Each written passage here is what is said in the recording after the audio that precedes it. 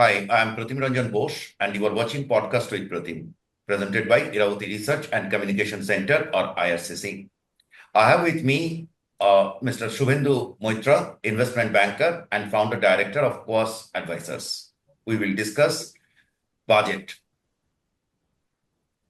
Subhendu, just quickly, let us focus on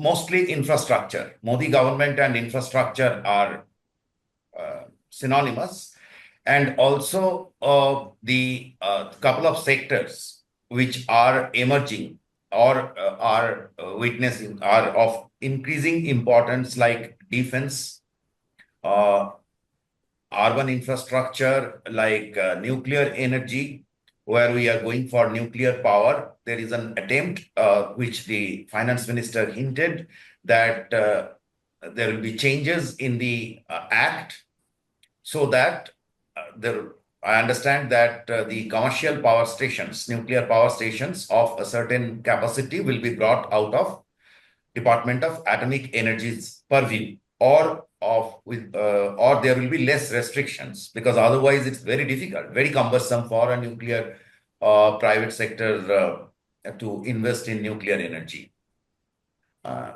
Given the current restrictions are a bit too much. So let's start with your quick remarks. Major part of it is already discussed. Both you and me were part of panels also. We wrote.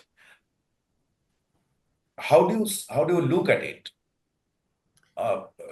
Your expectations fulfilled with respect to the areas that I mentioned? If you ask me the expectations, I think this budget is a bit different.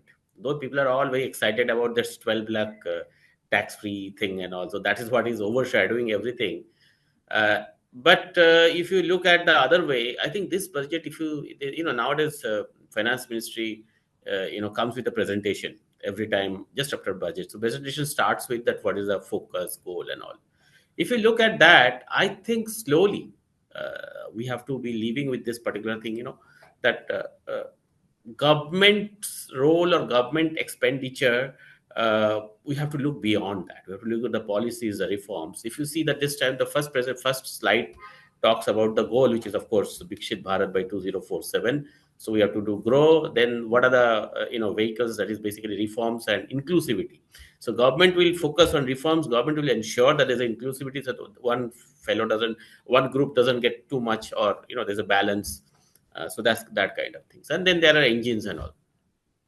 Now look at the situation also. I mean, we always expect so far that all the expenditures, mostly, I mean, we look at the expenditure in the capex in infrastructure and say, oh, the growth will happen better or worse or whatever.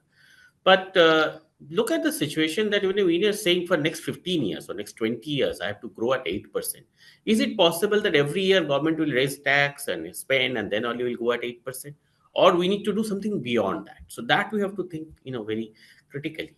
I think this particular budget is maybe forcing us to think that for various reasons. One reason, they have cut the taxes for, as we know, for the increasing consumption that way. And because they cut the taxes, so there is of course a shortage of the central fund, and so there is some not so expected kind of growth in infrastructure. In especially, we are very keen to see the growth in infrastructure, especially in road, railways. So it's not that much in focus, as we discussed earlier. See, last year's target was 11.11 lakh crore in capex. They achieved 10 point some lakh crore. This year is 11.2. So if you compare with the last year's target, there's not much growth. If you compare with the last year's actual expenditure, there's about 10% increase. So having said that, I think the focus in infrastructure is also shifting to different zones. I was just reading something that in roads specifically, we have achieved up to a limit, but at the same time, we have not achieved much, especially in urban infra, or we have yet to achieve the full our target in water. So that focus has come, and also there is a huge push to the private sector to, or even for, I'll say, PSUs to invest from their own sources. When we say monetization plan, in last 2 years, there was not much discussion on the monetization plan. It was, I think, first time came about 3 years back or 2 years back in the budget. And last year, not much monetization story was there. And this year, we are saying next 5 years, we'll monetize and collect about 10 lakh crore. So that 10 lakh crore, which basically is the transmission on the road, completed road, you actually go for raising money against the future income from various funds, pension funds, and all, and use it for that. So that, of course, calculation is not there. If you see the budget, 11 lakh crore doesn't include that part of it. That will be additionality of that. So my basic take on that is that this budget is, if you ask me that whether positive or negative, there are people are very happy on the tax part of it, which has some positive. Of course, there'll be some growth, though share market still doesn't show much of such excitement even today, maybe because of the tax in the US and other things also, other countries also. So that is a thing, but that's the overall international stability issue. And this year, I think this instability will continue for some more time. So given that, I think this is a good budget, considering that we are trying to push our domestic growth. Fair enough. But I have many questions. I understand your point that it cannot be the government again and all the time, and the government must create the enabling infrastructure for investment, and that the private sector must participate, right? The question is, it cannot be a whip. The issue is whether we are creating the enabling infrastructure or the ecosystem. Now, insofar as back in 2014, the government came out with the InvIT idea. It took off much later, couple of years ago, and InvIT has become successful. And we could tap the long-term finance of pension funds. So that's good. But we need to grow at 10% for 20 years to really make it. I mean, if we want to make 2047, Vikshit Bharat 2047, a believable agenda, then we have to keep growing at a fast rate, and the landscape must change at a very fast pace. That is the only solution, because we saw it in China happening before our eyes. We saw it in Vietnam. We even saw it in many Southeast Asian countries. Only thing, those countries are a bit smaller, so maybe easier to manage. So, Agree. yeah. But the model, the growth and the quick pace of change is unbelievable. I saw it even in Myanmar before the coup, February 2021 coup. It was changing so fast. So, which only means that the money was coming from every corner of the world. Now, point is, you and me discussed a couple of episodes ago, I think probably when we were discussing about the AIF, about the lack of ecosystem, right? We saw back in 2000 UPA 1 period that they wanted to tap private financing to infrastructure through the BOT and BOOT modes, and it crash landed. We didn't have, and I think we still don't have the financial infrastructure. Banks have stopped financing infrastructure, highway infrastructure. So where is the enabling infrastructure for private sector to come forward and invest? What kind of PPPs are they looking forward? InvIT, I could understand. It was created. Yes. Yeah. So if I come to that, see what you said is the private sector or the foreign funds are very keen on completed projects. Wherever they are coming, say InvIT or toll operate transfer, these are all completed projects. Now, what is why the reason? Because of reforms. Our system is such, there is lack of confidence on the implementation project. There are delays, there are approvals issues, local issues. So maybe there is still lack of confidence on that, and which is not exactly that central government can do everything. It's the states, which is, I think, some indication in there on that. So the money which is there hugely available is from international money, is very, very completed projects. So that's the monetization issue. The monetization is for completed projects. There's a lot of money on that. Now, under implementation projects, it's not that banks are not funding, but banks are also very they want to be very cautious, I would say. See, even in such market under Yeah, let implementation me project like correct. It government. is public sector banks which are on mandate. They are Yes, financing. Private sector banks are not financing. they And the have not done foreign earlier banks also. are not there. They have not done earlier also.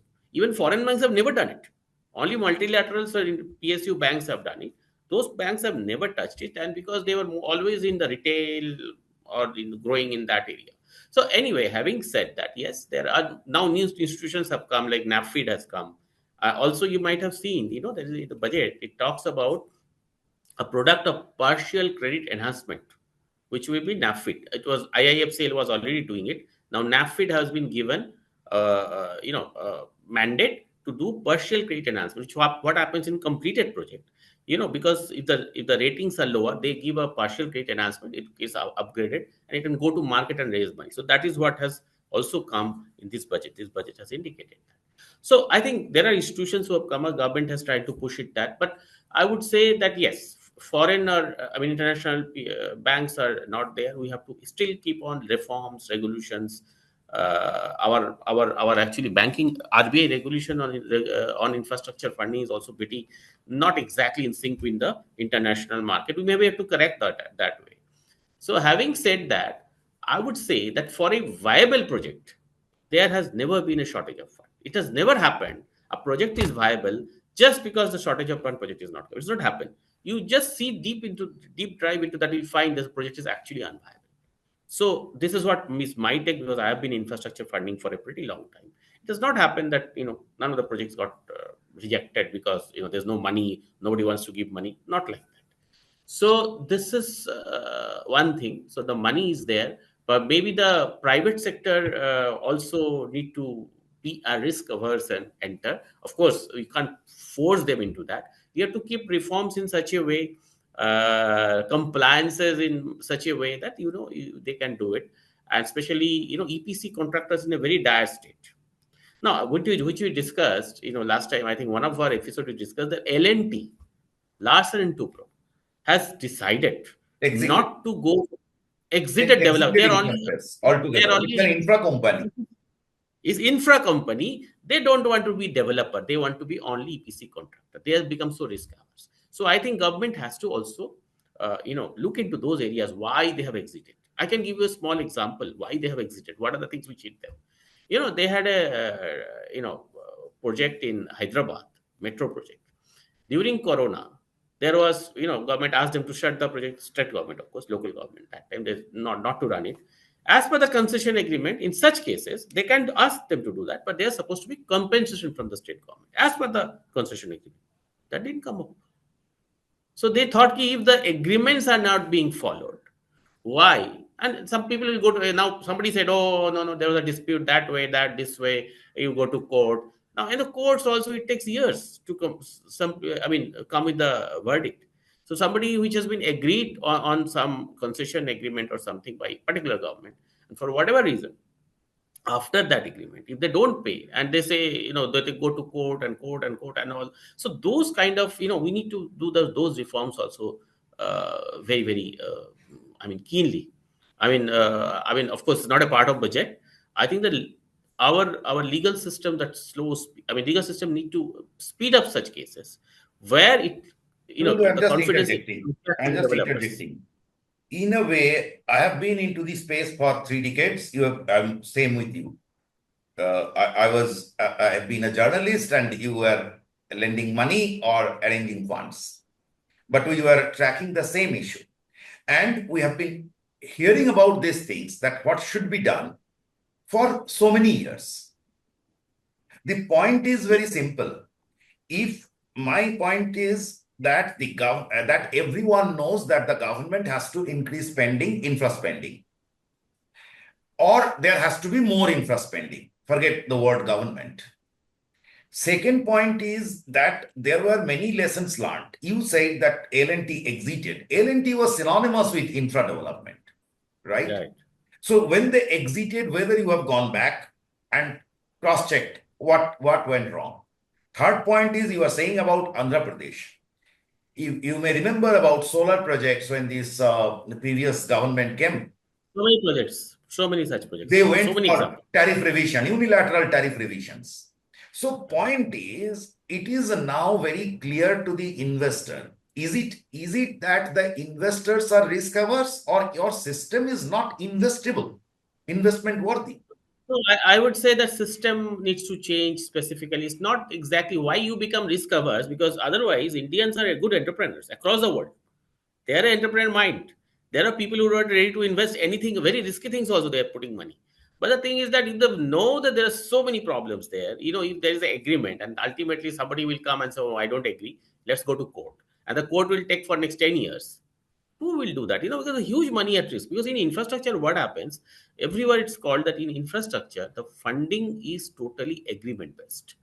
Okay, there's hardly any asset. There's a large investment. If you go by infrastructure funding, what are the requirements, or what are the particular virtues of the infrastructure? They say that that is a long term. It's a contract base. Everybody has to follow contract, but it doesn't happen. There may be disputes, but the procedure should be there to settle the dispute fastest, at the fastest and most reasonable way. I would say I'm not saying that it's not happened, but central government has done it big way. It was a problem was there in NHI also. Now, but NHI came with various procedures of having committees. That committee decides, and if the committee decides, if somebody goes to the next level, there has to be some money directly paid to the government. Central government has said that you have to pay if you want to. If the government authority loses, it goes to the higher authority. They have to pay the amount and then go to the higher authority, like something like that. So that dissuades them from delaying the things, and that's what I think we should. I think, but in across the country, if we need to, you see, it's a very diversified country. As I said, we have state governments, central governments. So these particular things has to come in everywhere. Then only we can think of this 8% growth across the country. It doesn't happen that only central government does and those projects work. Other projects will not work. There will no investor on that. So this part is pretty important, and I think there are a lot of reforms indication as there in this budget also. So like there are the some state governments reforms kind of there's a rating which has been talked about, Yeah, ratings. those are But roundabout ways of I thinking. mean, those are see the federal system of us. They cannot force, so they're trying to nudge. I would say I do that way. agree. I do Or agree. even I'll tell you in Electricity Act, which I think you also follow very detail. I mean, Electricity Act very clearly said there has to be open access. Most of the states don't allow open access, even now. So No. there is again some more incentive in this, that if you do open access, if you do other things, then you can use this, those kind of things. There's a nudge, because if government Why cannot open directly access? Why open access only? You go back to the 2002 Electricity Act, and they clearly discourage cross subsidies. And they yes. wanted a very transparent mechanism for allocation. Is it there still yet? No. So this And year, not only that, they once wherever again wherever pointed out that the industry is overcharged. In any correct. developed or developing part world, I mean in Vietnam, so the industry pays less. Yes. And over here you created a political system where it is sort of Freebies. justified for, Freebies. yeah, residents to not to pay, residential sector or to pay very minimal, and the industry to bear the, or commercial to bear the burden. There's Now, no harm in doing that. But if the budget allocates that money, it's fine. Let us decide this is my unit cost, and this is why I want to give free, and I allocate from my state budget. It's fine. And that's not so happening. everybody, but that doesn't happen. That doesn't happen. For example, even in the Delhi metro, I mean, I'm telling you this Delhi metro company is a good rated company. They also have delays in payments of various governments. See, like when you say that one particular group will not pay charges, like ladies. I mean, it's good. I mean, you want to empower them and all. But the money also has to come now from the state government, so that those kind of, because otherwise how they will survive. So So, those are so the back, things. back to the point, what we find is that it is very difficult for private sector to engage into projects as a, or to get into development mode. We have good contractors like L&T. So the government in highway sector, the way the Modi government had revived the highway sector is purely the government is funding, the contractors are delivering, and then the completed projects are getting disinvested. So the money is coming Yeah. back into the system. So I Yes. believe that is a tested model that we have so far that worked. States can also do that, and also not only that, but suppose uh, states. This is one part of it. Also, if the contractor, even for a central government, if they know that if there's a dispute, somebody will settle it in a logical. Does not that it is in his. It has to be in his favor. Settle in a time bound manner, in a very justified way. It's fine. That in states also has to come. Then only overall there will be a growth. I'm sure states slowly will understand when there is a clear you know uh, you can see the contrast. They will also understand they need to do it. See, there are two types or three types of states. Some states which are extremely pro-development. So Yes. southern states, western states, Gujarat, etc., they are very good at developing things and on this part. But when you come to the industrial backwaters of West Bengal and Bihar and etc., so they may not be, they are slow in that process. So the idea is to get everyone going, and we have also created a very interesting model in the Northeast, where there were several issues because the land records are very unclean in Northeast. So there the government decided that's for strategic reasons is to bear whatever cost. You will see in the Northeast the highway construction cost is abnormally high. The reason is that in many cases you pay twice the money for land, paid two times, right? Sometimes. So, but we got the projects running there. So I believe in this kind of states, some very focused approach should have been taken anyway. So let's digress. Let's get out of this. I think we have to keep discussing this. I hope more things happen here. Defense. One good thing is that the defense capex budget has increased by 12%. Now, Yes. defense capex is only one third of the total defense budget. So, and I presume the way, I mean, I'm not very sure, but there are a lot of allocations in science, in space, other related departments, which actually kind of working as, I mean, defense will be benefited. So how do you look at this? Is this, you expect it to be stepped up, I believe, to match up the hard power of China in the region, and we should step Yeah, up. actually, this is one thing, but I think you have to look for innovations also. If I have read, of course, I'm not expert in that. If I read that, the way the warfare is going to happen of future is going to be different. So the traditional spending in defense, in say tanks and all, we have to maybe you look for other areas like more indigenous drones and all. Like even importing all the machines because there's so much electrical and so much control level things is also has its own risk. So I think those are the areas innovations which needs to be looked into, especially in new areas of the defense, the space, and also railway and the road. They are also a part of the defense. If you see that, especially the border management, railway and the roads are wherever we have the roads have improved put out, and railways projects. Uh, I'm sure there'll be plans for various good railway, which is otherwise also helping the region, people of the region. But those are also part of the defense. So you have to So look they for are that part. overlapping. There are overlapping Yes, expenditures. they're overlapping.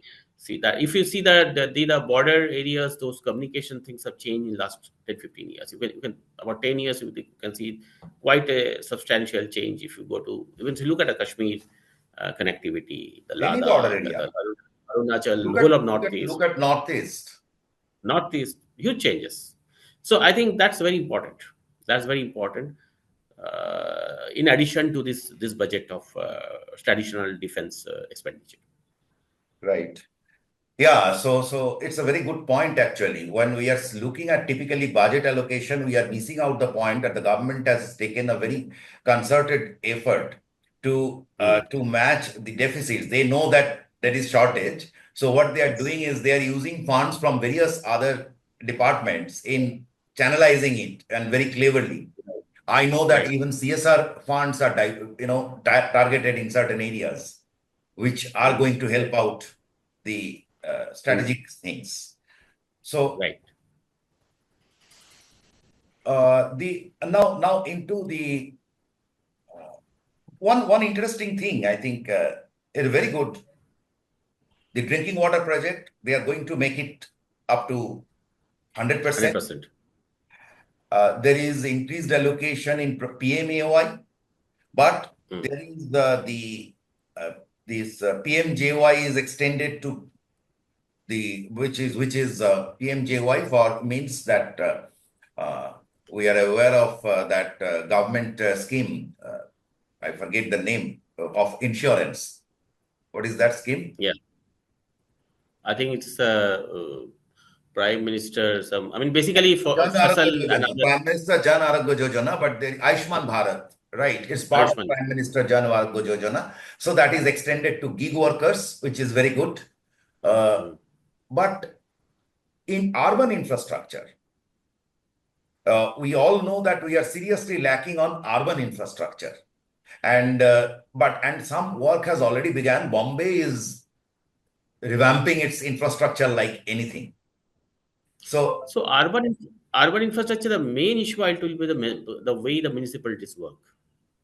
So I think here, if this time if you have seen, they are incentivizing bond issues by the municipality. Now there are only earlier there were three municipalities who are double A in the country. One is the Pune and the Maharashtra and Bangalore. Now I don't know whether what is the situation right now. So those kind of even Lucknow and all they have gone for bond issues. So they are incentivizing the municipalities to raise money from the market, and which will actually help in their improvement of the governance. Once you have the public money in place, your governance is going to improve. So that is what is there's a nudge in that. Now I mean we can always say the why is there's nudge, why they can't do it, because in our federal system there are certain areas which are joint, certain areas state. So everywhere if central government does, I think it actually hits our constitution, so that need to be taken care of. So that's why in urban infrastructure you are very right, except a couple of areas, it's a municipal bodies or corporations, they were actually very inefficient, and they cannot be funded. They're not hardly any ratings where there, most of them are unrated, and their financials were in distress, and there was no system procedure, those kind of things were there. So they are trying to improve those, that will actually ensure better urban development. in fact, global investors are very keen to invest in this segment. So I got a query from someone came through, and so I directed him to a bureaucrat, top bureaucrat, and they wanted to invest in municipal bonds, and they wanted to fund municipalities.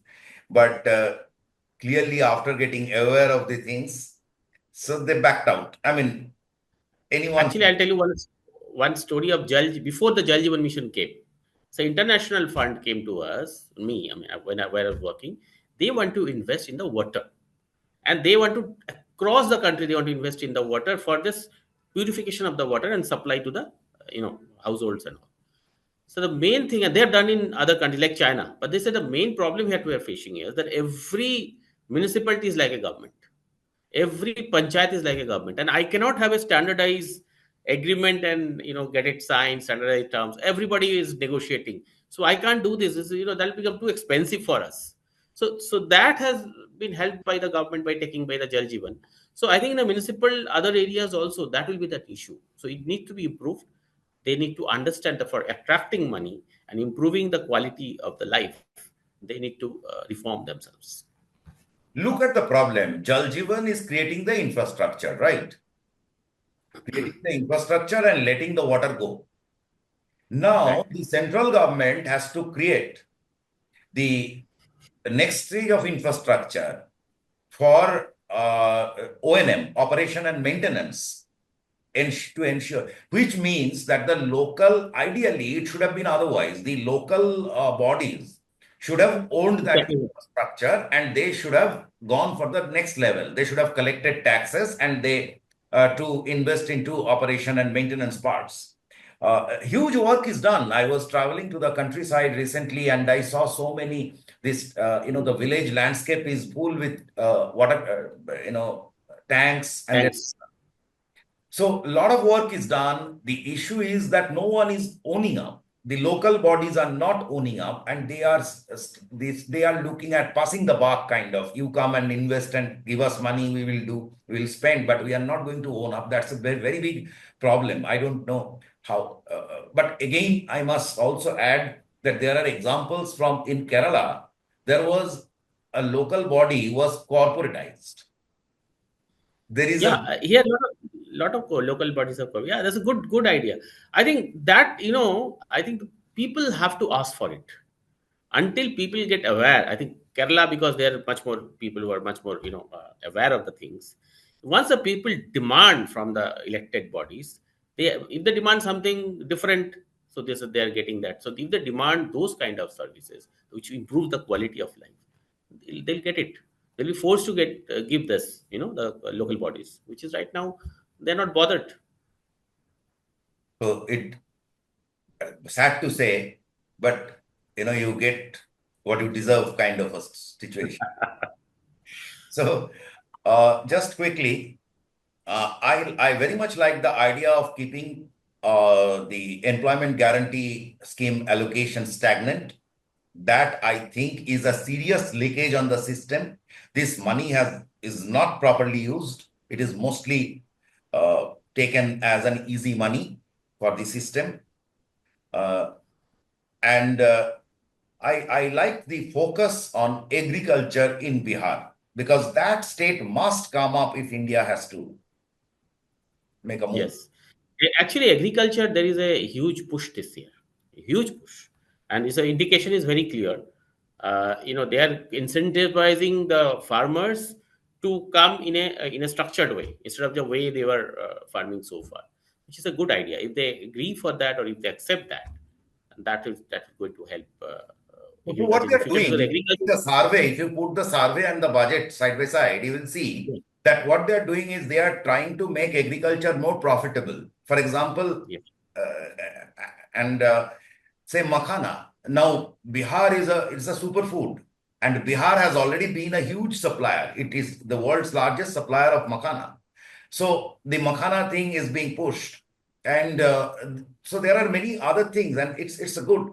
Only thing that is once again it goes back to the same story is when we are talking about this agri infrastructure like the post-harvest infrastructure and etc., storage and etc. We are once again talking about the government dictated approaches, right? But my village experience says that it has to be market driven. The one size doesn't fit all. So and it and localized. localized. And localized everywhere, the strategy will be different. But having said that, but as we know that one of the most inefficient I think we need a second green revolution. First green revolution brought the food for us. We need to be more efficient to grow better quality or more required food with a more sustainable way, less water wastage, those kind of food in the next couple of years. And also because there's a huge employment generation opportunities in there, we can reduce the wastages. So we need to move into that area. That's what I think is a nudge again from the government. But again, agriculture is a very joint state. The states need to be involved there. It's central cannot do beyond a point, because agriculture is a very, very pure state Also, government we saw issue. the I mean, setback agriculture bill, the farm bill. yeah. Also, yeah. Also, we saw the setback because certain areas of agriculture bill also was nudging to that, but And ever didn't since work. for the last 3 decades, ever since I joined profession, I am hearing the same story of agriculture, why the MSP driven agriculture must That's a be very political angle as such, you put right, MSP for anything now. So right. if we can empower the agriculturists or the farmers to choose the product which they will give them, I mean, better return, even sometimes return more return than MSPs. All the way to need to take care of their losses through insurance. So that part government should do, I believe. The environment. I mean, because of the environmental issues, there's losses, which I think insurance government should give the insurance to cover that. But they should be allowed to, or they should be pushed, and they should be trained to the better way of agriculture, better types of agriculture, new items which they otherwise have a better value addition. So that is very important. Thank you, Shubhendu. Thank you. Pleasure speaking to you.